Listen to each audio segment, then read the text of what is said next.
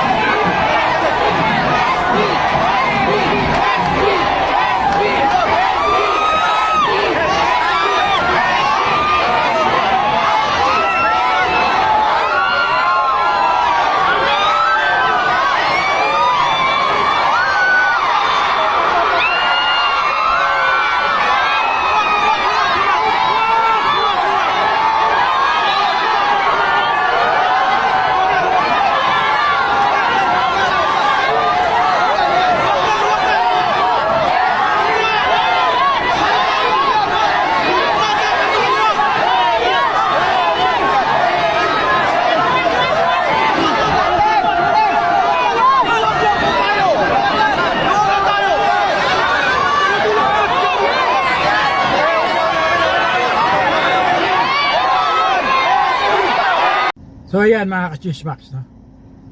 As you can see, no? Daming tao. So ang daming supporters ni SB, no? So magandang laban to mga ka-Chismax, no? When it comes to Manila election 2025.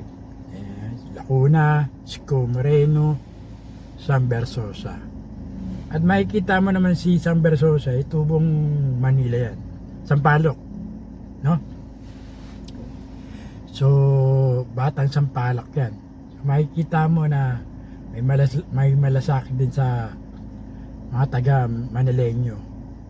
Well, eto, no, wala akong ano dyan. Kasi nga, na-features ko lang to kasi biglang pumasok si ano eh. Akala natin nung una, si Lacuna lang tsaka si Isko eh, no? Then si Sam Versosa, sumingit.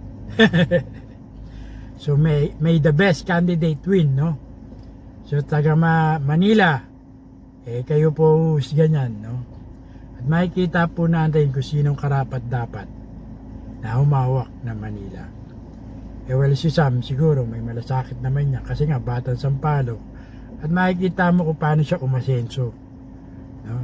Pagtitiyagaan niya, pagsusumikap ni Sam Versosa at tumutulong din sa mga maliliit, no?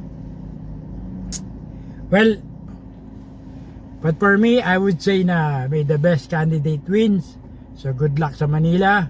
Sino man nanalo yan sa next election 2025. So antabayan na natin mga ka-Chismax, no? Comment down below.